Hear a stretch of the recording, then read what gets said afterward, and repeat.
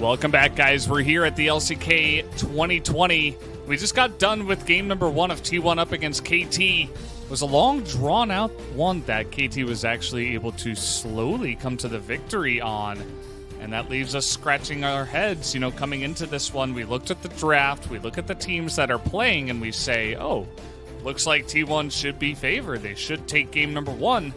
But that was not the way the game played out, as KT came out with a surprise win and upset here in game number 1, LS. Well, I think it was a major upset for most viewers who were thinking that T1 would probably stroll into this series tonight and maybe just hand down a quick 2-0. You're going to have to see who gets player of the game in series number 1, because honestly, I couldn't decide on who to give it to. It really just felt like it was a team victory all around. It's going to be Bono on the Sejuani. Secret Agent 007 here is the stat line. Yeah, I don't know. I don't really remember much that Bono did in this game. He smited the dragon. Okay. I remember that. That was something. Oh, he ulted. Yeah. And then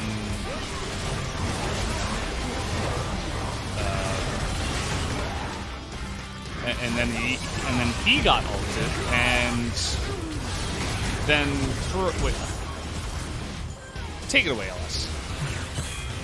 Well, 5 out of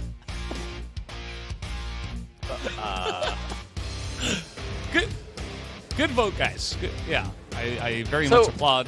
I don't know what we're. I actually am really curious what the information would be, or what the reasoning would be, because that was 4 votes for the jungle pick, and I don't know what would cause that.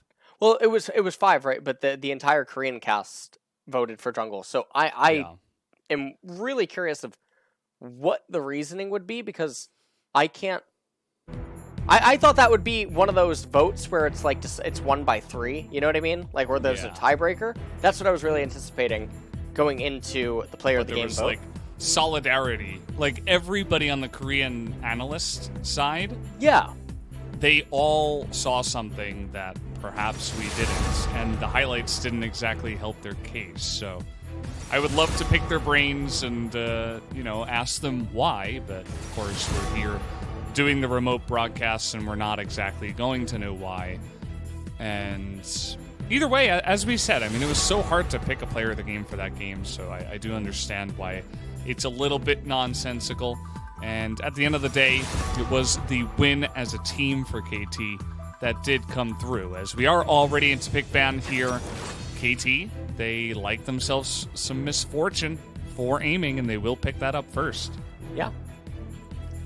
Well, let's see. Misfortune was selected. T1 now hovering Olaf. And we'll see what they end up pairing with this. Probably wouldn't be too surprising to just have an AD carry come in. Maybe even Ezreal. Could just be R1, R2, Olaf, Ezreal. Here for T1. No, they're going to pick the Kai'Sa. And so already a bit of a mismatch in terms of just theme in regards to, obviously, Olaf wants the priority, wants control. Taric now coming in paired with the Jarvan. And I wonder if this means that T1 will either pick or just ban away the Rumble. That obviously is a bread and butter combo here in the LCK. Yeah, I wouldn't be surprised to see something like Rumble Galio be taken away, something that would really just add some insane wombo combo to a composition from KT that's already quite obvious. What they have in their kit with the 3 champions that were selected. You look at the side of T1, it's not exactly as obvious. I do understand taking away Olaf from Bono, but when there's Jarvan alive as well, who essentially counters Olaf, plus Bono is fantastic at this champion as well, I don't really understand the priority on that jungle pick, but we'll see if Cuz can make it work. Perhaps he'll feel more comfortable on that pick, as In fact, it is not going to be the Rumble or the Galio just yet. It will be a Renekton ban. Yeah. And the cherry on top would be like an Atrox ban here.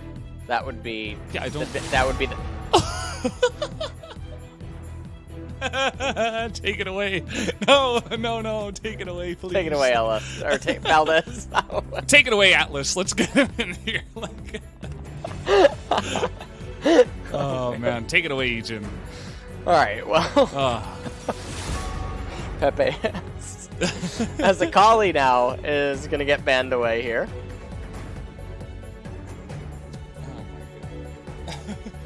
So we're probably going to have the support pick come in here, and that would just reserve the set being a flex for both mid and top lane. A really insane thing would be a support that's also able to be flexed mid and top. That way you really mask the set as well as that. And obviously what I'm referring to there is something like a Karma or whatnot. But now KT... I mean, all of T1's champions have to run at KT, so what better champion to pick than Azir? And this is just looking like destruction as it That would have been currently awesome stands. to ban LS. Sorry to cut you off, but they had 2 bans. Now, and the effort, I mean, effort on his Alistar, he can really try to look to make things happen, and with the assumed Olaf priority that should be able to be present in the early stages, that should be good as well. Now, the Kennen is a really bizarre pivot. I feel like KT they're giving T1 a lifeline here in the draft with it, as, okay, that Kennen pick, it's another source of magic damage, and when T1's trying to run into you, you don't have to run into them, because you have the Taric ultimate that can be used defensively, Cataclysm defensively, etc. There's no form of reliable CC. When there's no form of reliable CC, Kassadin can come in as a savior for T1's draft. But the way that Azir can control the early lane phase, Olaf shouldn't have the easiest of times. This Jarvan is able to go low econ. Kai'Sa, gonna take a long time to come online. There's so much pressure this game on Kuz and on effort to make something happen. Because if it goes late enough, the only hope T1 has is Kassadin, and it's on Faker. He'll be able to completely take over the side lanes, but the question is can they survive the early game? Can they survive the mid game? Olaf's going to end up becoming dead weight, and even inside of mid-game teamfights, it's not like KT just falls over. no, it's absolutely not. And I think, outside of Kennen into Kassadin, like outside of B5, R5, like it did feel like KT got the much better situation in the pick ban. And speaking to the Kennen, I mean, it's a huge comfort pick for Sohwan. Obviously, it might not be the best in the situation from the choices that were available for the team compositions, but for the player, I'm like, okay, it's Sohwan. Give it over to him, give him some comfort, and see what he can do with it. And the Kassadin, it definitely is a bit of a question mark still in the LCK for now. We will see the Cull start. We have seen this a bunch up against Kassadin's in lane, because he just sits there and tries to survive. So you can poke him out while still CSing everything. And so you might as well get even farther ahead by picking up this Cull. Well, I really do like when I see this. Not everyone does this sort of innovation. They realize, hey, there's no point in just trying to bully Kassadin with spells. They can take the Cull, get a little bit of extra advantage, and it does help kick them into their mid-game a little bit quicker, because you get it from the get-go. You finish it around 10, 11 minutes, maybe 7 minutes if you're Teddy. Thank you, Valdez. Yes. Take it away. I wanted to give you room to really flesh that thought out and tell us all about the Cull. And thankfully you did. What is going on here? Okay, they're switching sides. Kuro's going to join T1. Faker, he is going to rescind his CEO-ship and move over to KT. Okay, no, they've switched back. Effort here on the Alistar. We saw some really fantastic Alistar from Jelly recently, from Afrika, of course, and it is a pick that can look really great, especially if there's immediate follow-up. And if you have Hex Flash and you find that really awesome angle because you just have so much speed on the engage, it's such a game changer if you find that right engage on that champion. So definitely will be cool to see if Effort can replicate that kind of a performance on this champion. Well, already out the gate here, Kuro doing a pretty good job, 11 out of 12 CS. Faker not doing too shabby himself. Is under quite a bit of pressure though, has the fleet footwork, has the Doron shield as well, but honestly, really low in the HP department, does get a fleet footwork procket. And I really like the observers. They're paying a lot of attention to this mid lane because it's so crucial to see how Faker manages to hang on. You can see Jarvan, even in pretty close proximity, Kuro with that ward on the left-hand side, pretty immune to just permanently poking this Kassadin. And again, this isn't measured by the CS deficit. It's more so how close can Faker manage to stay to Kuro in CS, and how long can he manage to also stay inside of his lane as they're looking to dive him. This might just work. Faker flashing back under the turret, but that just leaves him to be a sitting duck. I don't think there was really any hope of him getting out of there regardless of how he flashed. So just a really nice setup there from the side of KT. Gotta love it. The Taric able to roam up to the top side here, or to the mid lane, and go for the dive, helping out the Jarvan. And while that happened, the MF went back and picked up her own call. So everybody's looking to scale here on the side of KT, and that's a great start. Well, Twilight Saga revisited here on the Rift Belt as KT... Kuro, he ended up getting a Doran's Ring as well as a refillable potion, so I'm really surprised that that wasn't a Dark Seal instead. Would have, I think, a little bit more value, but obviously Doran's Ring does give him more trading potential against Faker. And remember, Kuro still has Flash, so when he hits 6, depending on what Faker does with his Rift Walk, it can really leave him susceptible to just dying to a trade. And aiming, getting that call so early on, locking Teddy in the laning phase as well, it's just free combat stats that puts him at a really strong advantage. And when you look at a lot of the jungler routes, remember, we mentioned earlier on, Bono, he's able to play low econ. He doesn't need stats this game by any means, because whether he's tanky or if he's going physical damage, it doesn't really change the outcome of the team fights. He needs to just set everything up for the Azir, for the MF, for the Kennen.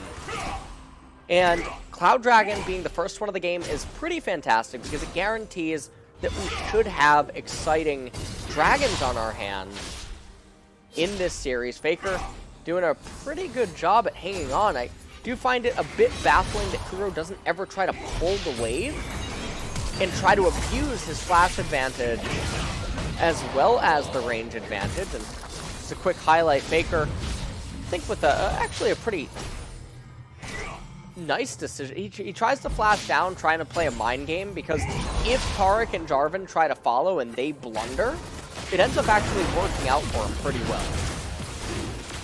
Yeah, I don't think it was a bad decision at all. I think he was really left with not many choices, to be honest. So you can't really fault him for that play at all. It was, again, just a really nice play from the side of KT, so you really got to hand it to them. And it all started with a bit of priority down in the bottom side, enabling Tucson to come out of there, as now Bono is going to find Cuz. But it is, of course, the Olaf, as Kana is going to come down here from the top side already. The red smite coming in, the flash into trying to deny Bono over the wall, but here comes Faker with the flash from Cuz. That should be the kill, and it will actually go over to Faker as well. So he gets one back for himself as Bono goes a little bit too deep into the T1 jungle.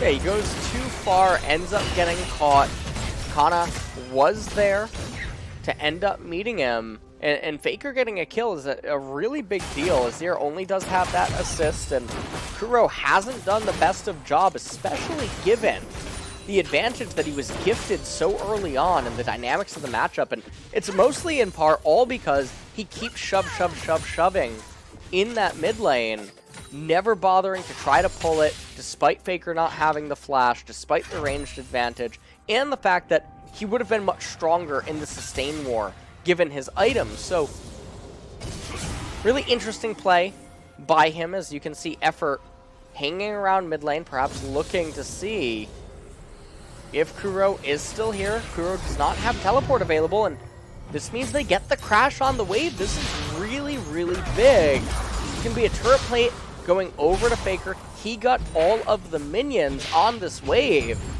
And this is so much XP, it's not even just the gold that you end up accounting for. It seems like Alistar was still in lead range. I believe that it's 2,000 to 2,500 range on the turret gold.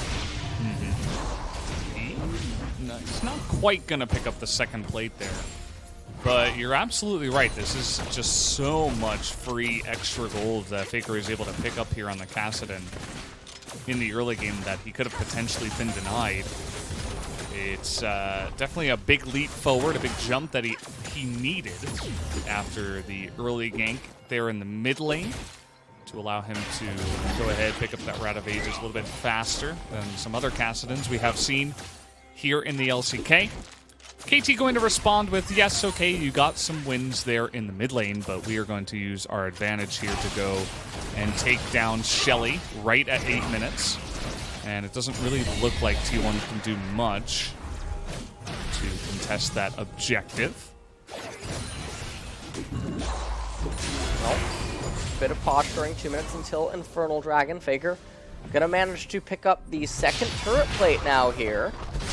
This is not the series of events that I think anyone would have been anticipating after the early game fiascos, as Effort looking like he wants to make another play here on Alistar. Not going to be able to. He did have his ultimate available and the Aftershock, but the angle is not quite that good, especially considering aiming has the flash and the barrier available. Ultimate comes out, although a little premature. Doesn't end up clearing the entirety of the wave with the one spell cast. Not the end of the world, though, aiming. Will finish picking up all of the minions. Yeah, he's not going to leave or anything like that. He's just trying to force the issue and get a decent trade, I suppose, onto Teddy, who has been able to sustain back up to a decent health amount. Let's see if Faker has exactly the amount he needs for that rod, as his back will be denied, actually. So a little bit of an annoyance here is Kuro on the Azir. We really haven't taken any kind of a look up at the top lane. Generally, we see, we check in every once in a while. But I suppose because there has been so much focus on mid and jungle in this game, we haven't really had a chance, and support, actually. We haven't really had a chance to, see what's going on up there exactly. Of course, Kana did roam down and help out with the gank earlier on. I suppose the observers have heard me. They're just farming. They're just chilling out. So I suppose there's really not much to see up here. Well, Kennen and Set just sort of playing ping pong with each other. And we'll have to see what the Hextech Revolver is going to end up being evolved into. Will it be the Gunblade, or is Soan going to go down a bit of a Sinner route and pick up the Proto Belt? As KT, they're going to get a lot of the turret plates down here. They retain their gold advantage for the time being. Natural's Tooth almost complete. Rod of Ages picked up by Faker. And also Kuro, he's 9 stacks away on the call from completing. You can see Cuz coming over, trying to clear out any sort of vision.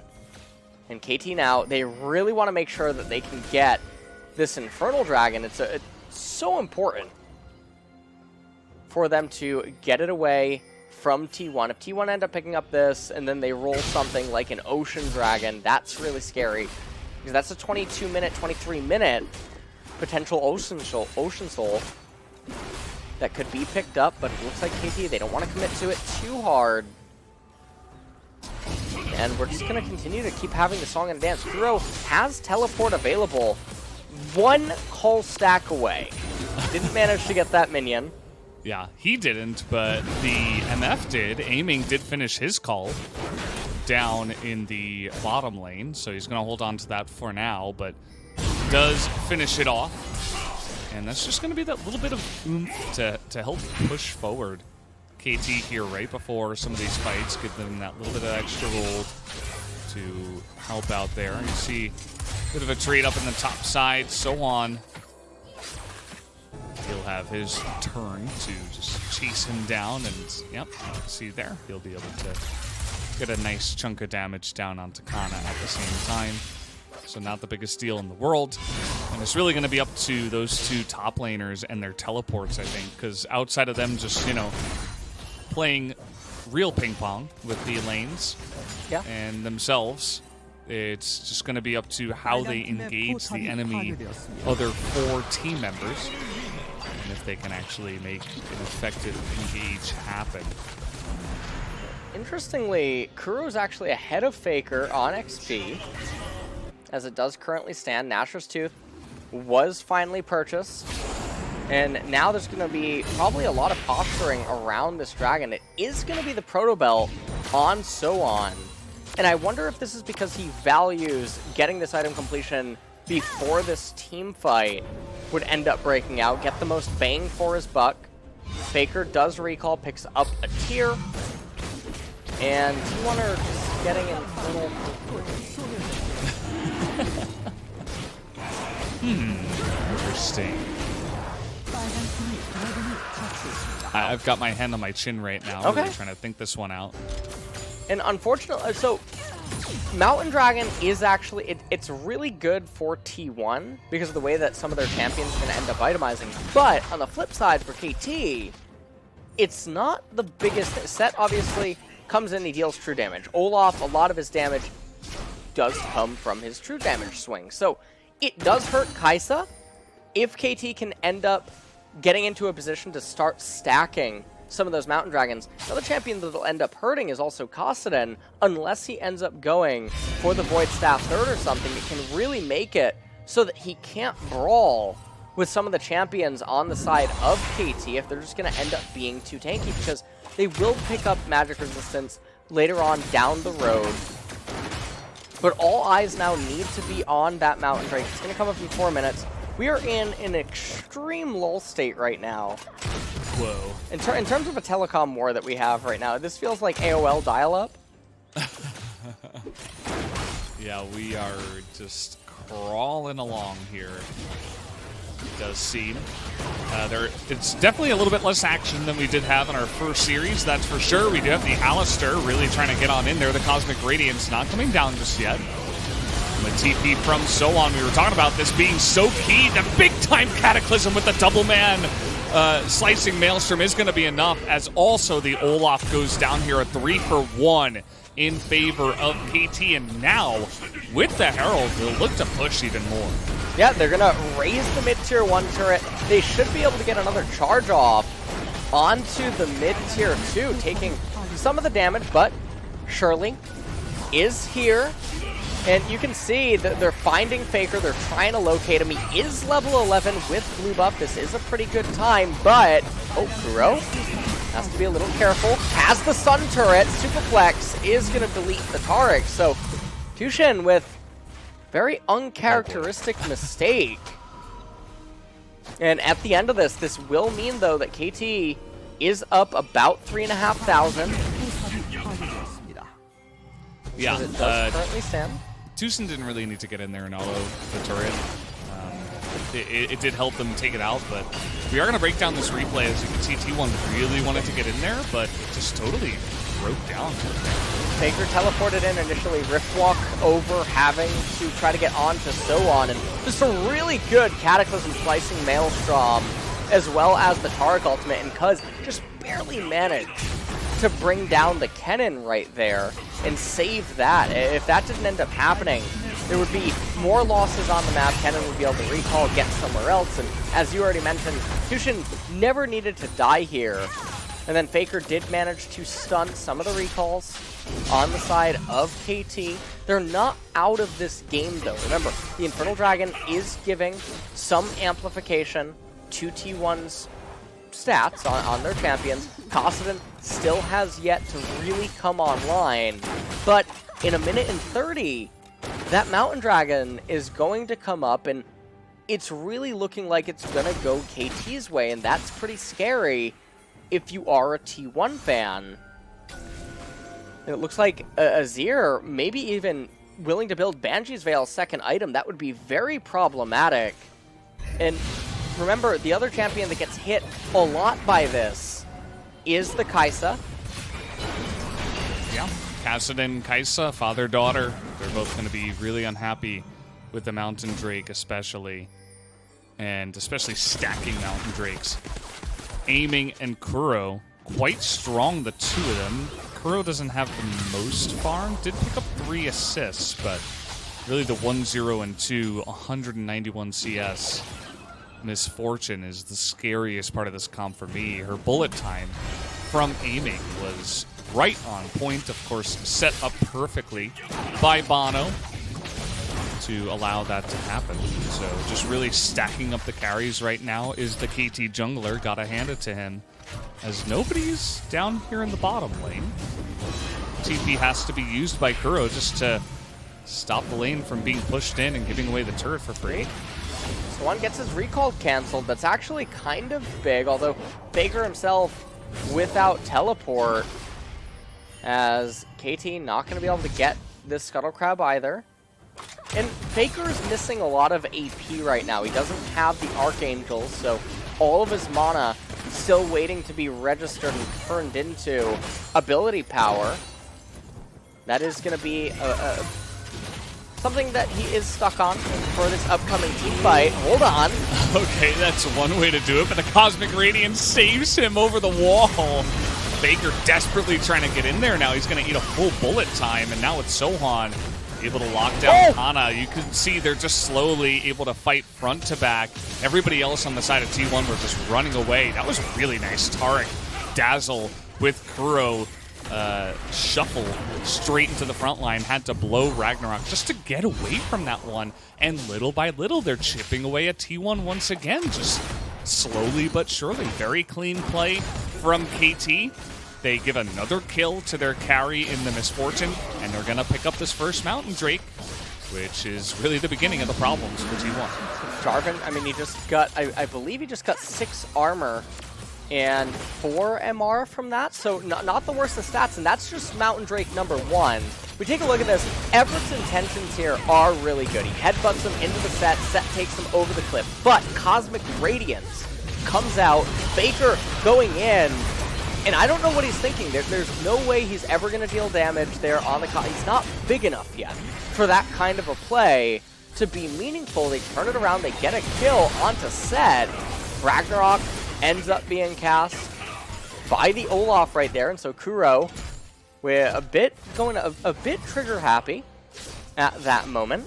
And so on right now, he picks up the Oblivion Orb, and we're in a lull state for 4 minutes. So he already has the Blasting Wand. You have to imagine whatever his gold per minute is going to be at right now, and will he just complete into the Morello and stifle his build a bit before going into Zanya's or something like that, or he could just sit on the Blasting Wand and going to something else, given that there's so much downtime right now to complete another core item. Stoneplate going to be the item of choice for the Jarvan, I imagine, next.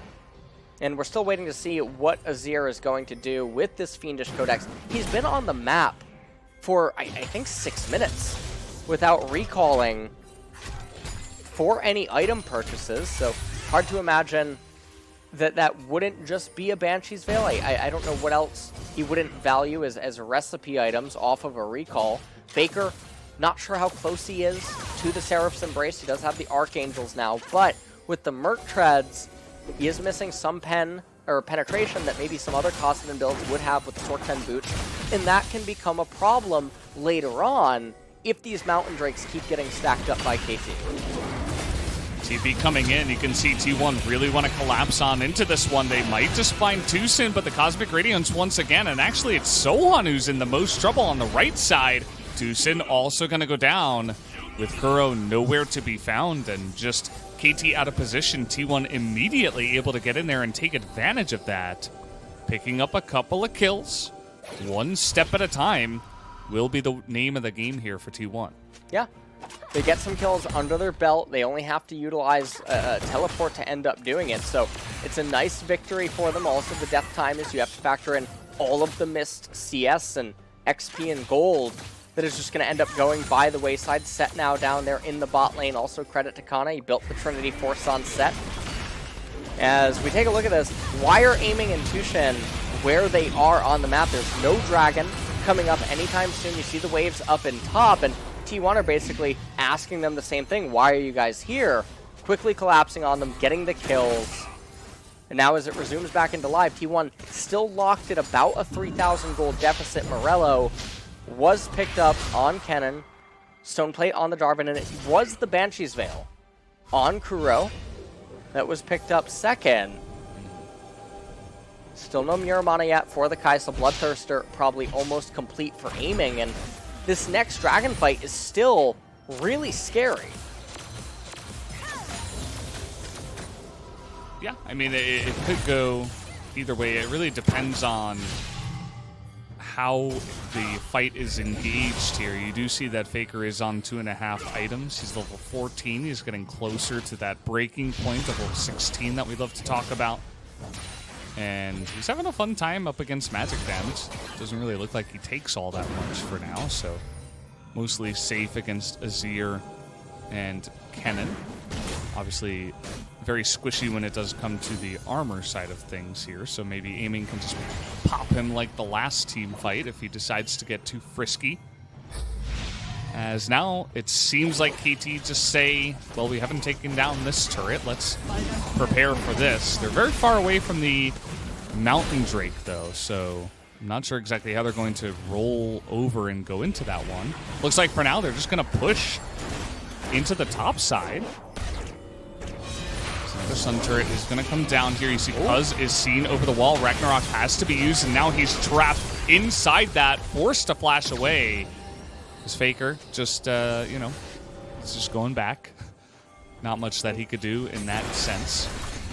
This is a bit perplexing. They can rotate Kaisa and Set over to the Mountain Dragon, and I don't know what KT are doing.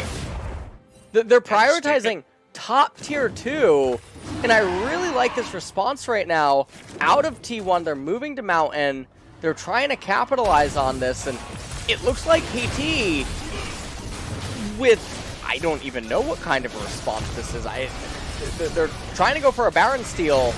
Oh, there's no Blast Cone, and yeah, this isn't Fnatic, so maybe TP coming in. Effort is just going to be burst down immediately as Set does get in the backline, but the bullet time was massive into that backline. The smite is going to be so easy for Bono as well. Aiming is just doing unbelievable heaps and bucket loads of damage, and they didn't even get the Mountain Drake.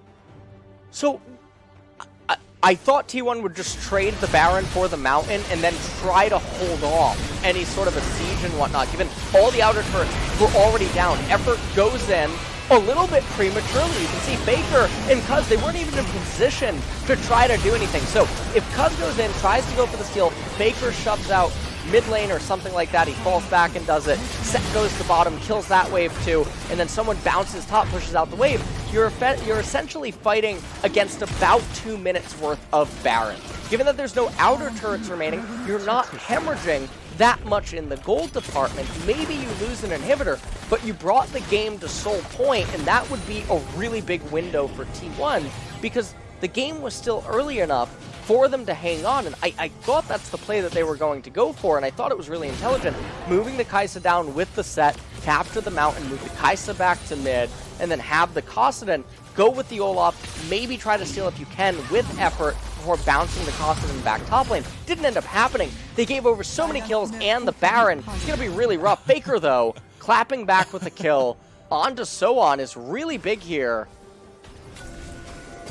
Yeah, just like that, that's one big leap towards level 16 at the same time. Effort is going to be caught. Has to use that flash to get away, so no follow-up engage will come in. And a lot of the members on the side of KT are quite tanky even now to begin with the two Mountain Drakes, and they're only going to get closer and closer. But Faker, at the same time, is just is taking leaps and bounds to do pretty much the same thing in a different sense with his levels. And you can see KT with the Baron, they want to do something with it. And the answer will be to just go ahead and push down mid, as Teddy is quite out of position, actually. He's not going to be able to get here just yet. Now the TP's coming down. Teleport coming in actually really early, just to ensure that they get this. And you can see Effort, he's trying to find an opening to do some sort of a flank, but now they're rotating down towards bottom. 30 seconds only, though, on the Baron. So by the time they get it to the turret, the Baron buff will have dissipated. And now if you're KT, you should probably feel pretty comfortable to take this slow, wait for the next Mountain Dragon. They can push up here, but there's no reason to force the agenda. However, Faker's only 15.5. Maybe they think this is the only window, or, well, maybe they think this is the best window, as 3 seconds on the Baron. Will they be able to raise the turret, actually? It does seem so. Yeah, I think for sure they could just push in, take the inhibitor, and you could see that the positioning with KT was also fantastic. They were able to zone out Faker from the entire fight. They're using the Dazzle. They're taking this Phalanx position once again, just trying to zone them all away. Sohan going to push forward, take that inhibitor down. And so with the Baron, they got so much value out of it. Yes, Faker is definitely going to hit level 16 in this game. Yes, he's definitely going to start getting really scary. So as you put it, like, this is the perfect time to go for that push if you are going to go for it when you have the Baron.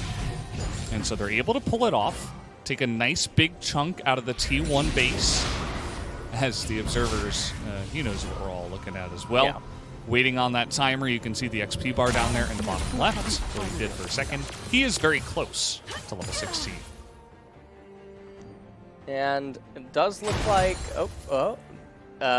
Bono with weird itemization choices actually going on right there. As I think he refunded something that he was buying. Minute and 30 seconds until this next Mountain Dragon is going to come up. And again, these are also problematic because there's no penetration on the side of T1. Look at all their champions. No one actually builds it. And it's a bit of a problem. You have Rabadon's Death Cap coming in next for the Azir. Guardian Angel picked up by MF. I think that's such a smart item choice here by aiming, because he'll res out of GA and start healing away immediately again with the Bloodthirster. So a lot of value there, but also synergizes so well if he does make it to the 4 Mountain Dragons and getting that little extra boost from the armor. And right now, things are looking pretty dire for T1. Faker is going to need to pull off a miracle inside of these team fights. He has the Aether Wisp, a little bit of extra added movement speed, so that's going to mean Lichbane will be his 4th item of choice. So 3 Mountain Dragons, if they do end up getting picked up, it's a lot of extra magic resistance on those champions, which is really going to stunt his damage, and that can mess with his damage foresight. Look at Kana right now. He doesn't know where to go. Yeah. He's like, do I TP back to that ward that the Observer was showing? Do I stop the base from being pushed? Do I join my team? What do I do? Looks like KT pinging now onto the Mountain Dragon. Yeah, I mean, a 3rd one. So nice. One step closer to the soul. And the real problem for T1 right now is aiming. He's got flash up, he has 4 items, GA, he's got defensive items, he can't just be burst down by Kassadin and then hope, that T1 is going to win the fight from there. There are other carries in the lineup of KT to shore that up, even if that does happen, and then MF will come back and start popping for gigantic crits. And little by little, with all of these objectives that do go the way of KT, it looks more and more dire for the opposite side. So 5 minutes will be the timer for the soul point of Mountain Drake. With, you you can see on the side of T1, they're desperately just trying to ride on the Kassadin train. One thing that's interesting that I noticed is that the Kai'Sa is building into AP alongside of the Kassadin, so I feel like you could just build up a ton of MR and say, well, you know, good luck. I think the reason Teddy is doing that actually is because, I personally think he realizes that everyone has armor on the side of KT, and the stat that's going to get the least amplification from Mountain is going to be magic resistance, because people tend to have less of it. Whereas right now, this is 3 Mountain Dragons, 18% amp. I believe even Kennen, who has 0 magic resistance, just got an extra 3 MR off the last one. And they're now 4 minutes away from Mountain Soul, which is so scary when you think about it, because that's going to mean Kassadin is not going to deal very much damage. MF picked up a Hex Drinker. Taric is also making people tanky. Jarvan is just a Leviathan at this point inside of the game, and even though Kassadin can get to level 18 all he wants, when he jumps on someone, he's not going to deal damage. Olaf's not dealing damage, you already know that. And Set, I mean, he's fighting against 18% amplified armor. Yes, he deals true damage, but outside of that, he's not going to deal a whole bunch. So he's relying on Haymaker in order to do anything. Effort doesn't deal damage, and this is just a really unfortunate soul for T1 to try to chew through. Yeah, it's not going to be easy. You can see that they are trying to poke away with the Kai'Sa W that actually you guys can't see because of the spectator bugs. Keep that in mind, but the chunking is coming down, and I love the slow, steady pace from KT. They're not rushing anything. One chip at a time, one brick falls down, and you can see now they're going to do the same thing over here on the right side. They're going to keep their carries right in the middle. Aiming is just protected, but now here we go. T1 is going to go for that big engage set, able to get in the back line. Here's Faker going to be pushed away. The Cosmic Radiance helping to keep everybody alive. He's eating so much damage from that bullet time, but they are all able to survive. Effort looking for the follow-up engage. They are going to burst down Kuro. The Olaf actually doing some pretty huge damage. There's the double kill. And now they're going to have Bono as well. They are able to dog them down into the bottom lane and take out 3 members just like that. And that was a really big victory for T1, because on the back of it, they're going to be able to go over to the Baron. They're going to pick that up. However, this was a really exhaustive team fight for both parties. The only people with summoners left remaining now is going to be Teddy, Kana, and then Tushen is going to have his flash available. That's going to be on the Mountain Soul fight. The upside, though, is that they're going to have the Baron amplified stats coming into this next team fight, and that can be really scary. MF didn't lose her Guardian Angel, however, inside of this team fight. Baron does end up going down here, aiming, just trying to pick up the drop. They want to get as much as they possibly can. Not sure when Kennen is going to have the death cap, and let's take a look at this, because it was a really good team fight. Superplex in, colliding onto 3 members. Faker finding his way in onto Kuro, and again, these Mountain Dragons are doing so much at changing the HP bars on the side of KT. The bullet time barely misses, being able to kill Kana as well as Faker. And then from there, Kuro tries to turn it around to do a little bit more damage, but in doing so, ends up getting caught, ends up dying a little bit faster than he probably would have anticipated. T1 dogs down the remaining members, and at the end of it, there's only 2 of them left standing. So 40 seconds now until this Mountain Soul comes up. Soan really needs to get to that death cap. It's such a massive spike. Jarvan, I'm not sure why he has a Giant Belt instead of a Locket of the Iron Solari, especially with the way that T1 team fights. I think it's such a bizarre thing. It feels like Korea almost never builds it anymore as an item. I don't see that item ever. I can't remember the last time I have, actually. It's a very good point. And now with 15 seconds here on the Mountain Drake, the gold scores very even. And I think it really is going to come down to the way that this team fight is fought. If T1 can get very slippery with the way they fought the last one and try to dog them down with picks like the Olaf, like the Kassadin, that are so good at doing exactly that, they could have a fun time. But if they group up and all get bunched up for aiming to just kill them, as the Cataclysm is going to come in. You can see Bono is trying to force that situation, but in goes the set. Immediately the Cosmic Radiance is going to come in, playing very safe now is KT, looking for the knock-up on a Faker. It's not going to come in, as effort is going to go down to the bullet time, immediately making it 5v4. But it is just that support, as Faker is going to go in, and he's going to be stunned and killed in the back line. That's exactly what they wanted, but look at Teddy. He's trying to chip away at them, but they are going to knock him up. There is the kill by the MF, and that should just be it with the TP coming in. KT will look to take game 2. And KT is going to 2-0 T1 here.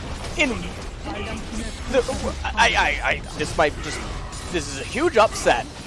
Tonight, and no one anticipated T1 to lose tonight. And the manner in which KT won wasn't some sort of lucky stuff happening in the early stages, snowballing out of control.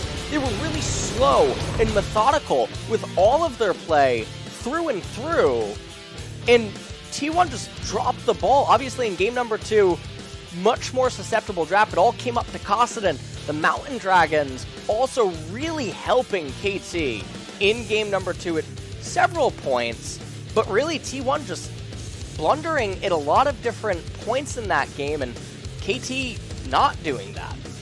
Yeah, KT did just look like the cleaner team today, especially in the early and mid games in both game number 1 and 2. T1 nearly able to pull it back there at the end of game 2 and bring it to that kind of game that they really do like, where they can get guys like Faker, like Kana to mechanically outplay and outskill their opponents. But I was really impressed by the positioning more so than anything else. I really feel like the communication and positioning from the side of KT was really the key that just set up that defensive, maneuvering to allow them to survive against stuff like the Kassadin, stuff like the set going right into their back line. Never looked like they were rushing at any point in that game. And so they were just able to slowly chip away at T1 and let them come into them, and then slowly push back onto them with, the amount of huge damage that they did have. So we are going to take a look at some of the highlights here as KT taking game number 2. Yeah. Faker tries to go for a fake out there in mid lane. You can respect it. The Slicing Maelstrom, Kennen trying his best to reach, did end up doing so. And Soan did end up going down at the very end, but this was T1 opting into something before their team composition should really come online. This was a really nice attempt by Effort. Couldn't quite get the Jarvan, ended up being killed for it in the end. Faker leaping forward, but didn't have the damage yet in order to do that, and then Misfortune killing Kana on the set right there. This was a pretty good opportunity capture by T1. They saw the moment that KT was really split up and had no business doing what they were doing, so they snapped on it pretty quickly, picked themselves up a kill. This was the major macro blunder by T1 all around. Effort goes in way too early, as does Faker. Cuz isn't even there yet to go for a steal. Kana joins the fray, goes for a superplex, doesn't have an ability to do anything, and they just never have damage. They stopped the Mountain Dragon, if you remember here, Valdez, and it was really strange because even with that Baron, they gave up stuff, but it wasn't the end of the world. There were still clear opportunities that they would be able to re-salvage and bring the game back, and also bring it to Soul Point even. Would have been a really good factor. Aiming bullet time here, not quite able to bring down Kana and Faker. This was a big turnaround for them. They managed to get to Baron and then bring it to what should have been the closest fight they could ever have. Kennen not having Death Cap available, having the Baron stats inside of the team fight is basically everything that they could hope for. I really thought Bono, when he went in on the EQ there, I thought he had made a really big mistake, but it seems like they were really hesitant to try to punish him.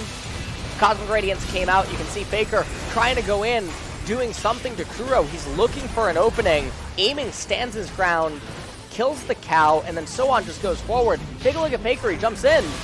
That's not the damage he was expecting to do.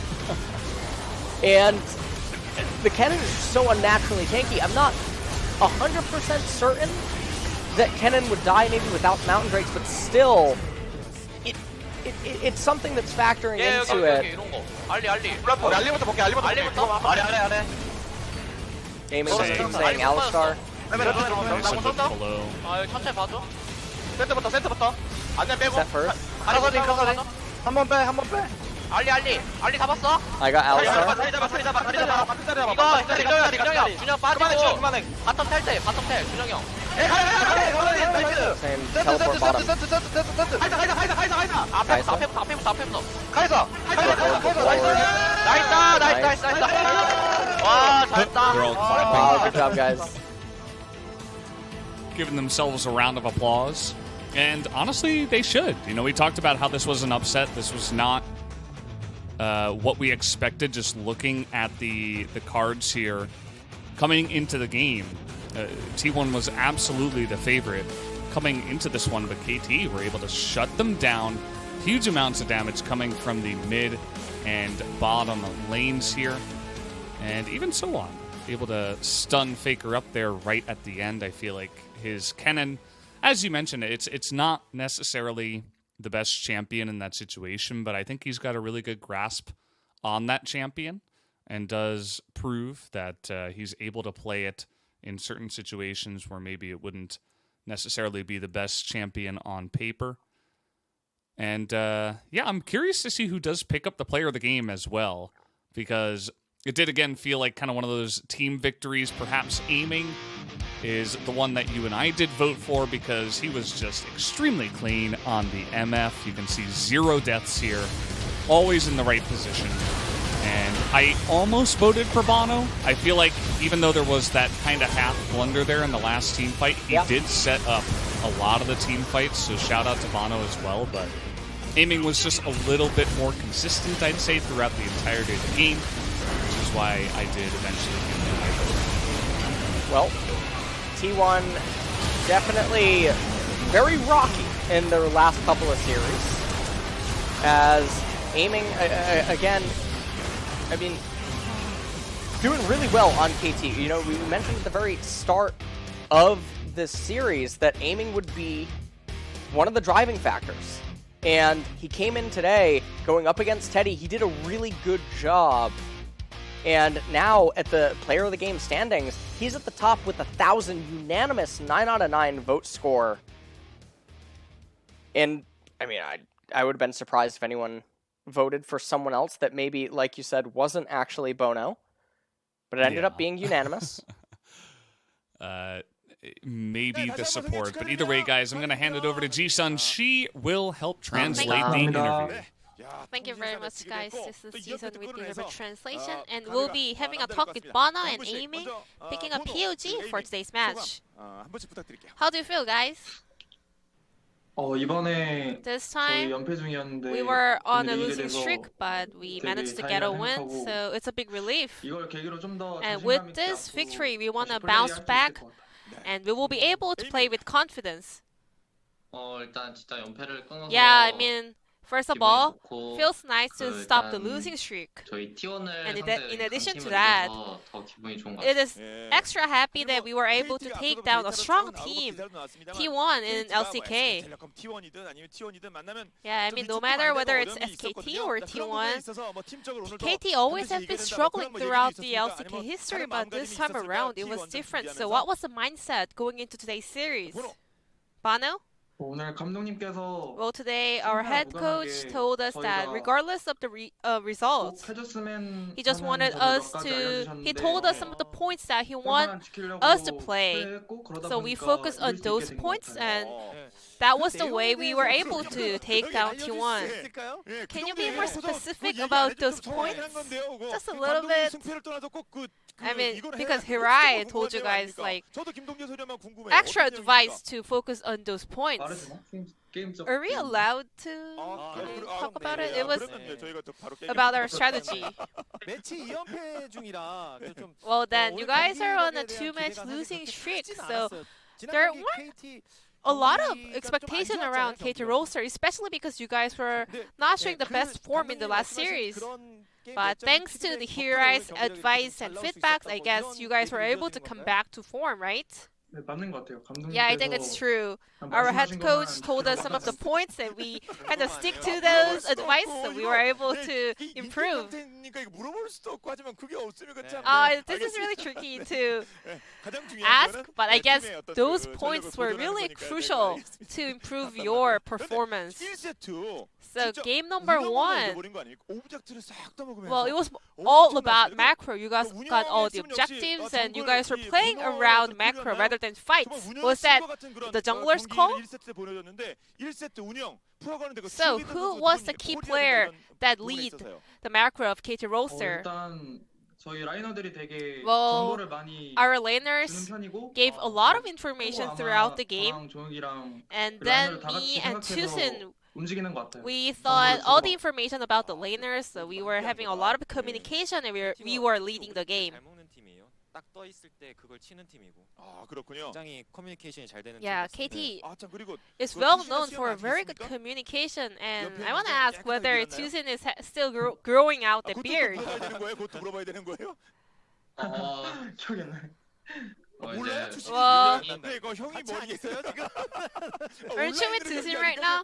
야, 투시는 PC방에 있나요? Is he at the PC bang or something? 자주 얼굴 아 안 많이 보나? 보다 보니까 이제 I mean, 생김새를 좀 we are always staying together, so I forgot his appearance. 투시 Bono. 면도했는지 몰라요? Did Tusin shave his beard? 아니 그럼 You don't know? 바로 옆에 있는 I don't know. Maybe he 우리 did. A님도 몰라요? Aiming, what about you? Do you know? 살짝 까먹은 것 같아요. I think I forgot. 뭐 그럼 어때요? 뭐 이기는 게 중요한 거예요? 조금 면도를 했거나 그럼 또 헷갈릴 수도 아, 있으니까. 그렇죠. 예. 아, 알겠습니다. 아니면 뭐 면도를 했는데 그만큼 Well, I guess they are seeing each other every day, so it's actually really hard to remember 그리고 그 the appearance of each other. 정말 재밌는 경기였어요. And Game 2 was so entertaining, to be honest. 쪽에서 한번 상대 뒤에서 And 파고드는 플레이에 there was this big flank coming out of SKT or T1. 어떻게 하셨는지 좀 궁금합니다. So how did the call went back and forth during that situation? 일단 싸움하면은 이긴다 자신감이 있긴 했는데 We were 그 confident 뒤에 와드 박히는 to have 거를 알고 fight, 있거든요. but 근데 and we were 거기서는 aware 좀 of the 많이 flank 이랬던 것 ward, 같아요. but 상대가 이제 we're not having 뒤잡히면은 enough 싸움 heads up 구도가 for that 좋지 않았던 potential 거를 play 그 from 당시에 T1. 보지 못해가지고 예, 그래서 상대 두 명을 사실 전당 이탈시켰는데 세 명이 쫓아오는데 다섯 명이 그냥 바로 Yeah, so 본인적으로 귀환하는 막 도망가는 모습이었거든요. You guys were had to run 상대가 away 그냥 in 일단 that 집으로 가자 이런 situation. 생각이었나요? So 네, were you guys trying to 일단 go back to 다 base? 한타를 진것 같아서 그냥 Yeah, because we thought that we lost that 버리면서 fight, so 도망갔던 것 같아요. we wanted to 나중에 kind of 에이밍 go back to 선수가 좀 base. 거리를 이만큼 벌린 상태에서 Aiming, you were the fastest one to retreat. 이제 뭐 팀적인 콜이었는지 본인의 개인 Was that your 판단이었는지 decision or was that team's 가장 call? 멀리 도망가던데 가장 안정적으로. You were in the safest position in that situation. 한타를 진것 같아서 Yeah, because I thought we lost that 도저히 team 이길 수 fight, 없다. so there was no way to win that fight, so I just abandoned everyone. 어쩔 수 없는 거인데 그 상황에 한 명 갑자기 끊겨져 나가던데. Some of your teammates died there. 없었던 것 같아요.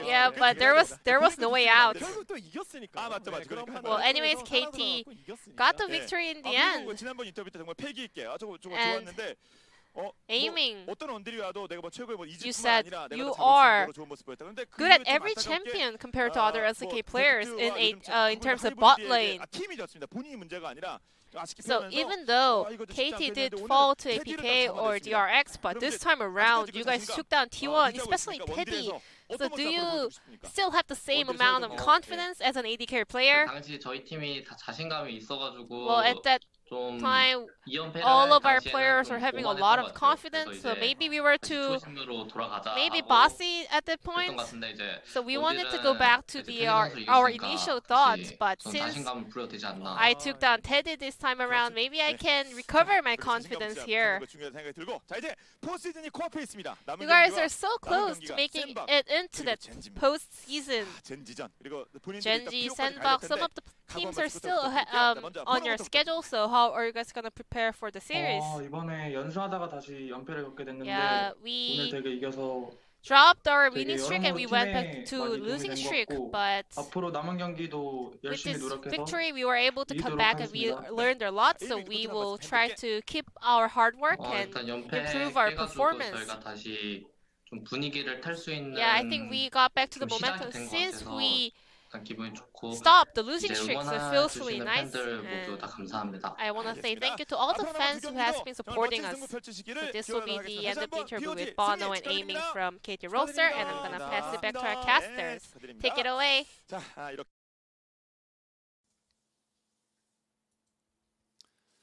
Thank you, Ji-sun, for the wonderful translation. Once again, good to hear from the boys over there at KT. They seemed very relieved and excited at the same time that they were able to take out T1 while also understanding just how strong of a team T1 and some of their players can be. So good to hear that they're happy, and that does put them one step closer to making it into playoffs. And at this point, you know, I looked at some of the other schedules, and it does feel like KT are pretty much set to make it in. They only have to defeat one more team to, I think, 100% guarantee that they do make it in. And plus, we got some rough schedules on the side of Damwon and Afrika. So with that win, just should have basically made their way into the playoffs, whereas T1 obviously going to have a little bit of a harder time getting that top seed, LS. Yeah, I mean, tomorrow, APK versus Hanwha Life and Sandbox versus KT, so that's one of the matchups that KT should be favored against. And then as far as another future matchup is concerned, they do face Genji. However, like you mentioned, Afrika has really rough matchups coming up. They have one against DRX on Sunday, as well as against T1 next Wednesday, and that'll be their last series. So the other really scary thing, though, is that DRX only has 2 matches left, APK and Afrika, and DRX is behind T1 right now in games played, right, by 1. So there's a chance that DRX passes them? Yeah, I think there should be, just looking at the standings For from second, what we can see. Yeah. But I think that's going to do it for us today, guys. Closing out pretty fast. Thank you, Alice, for joining me once again. And thank you guys for watching the LCK today. We'll see you guys tomorrow for more of the LCK 2020. But for now, good night.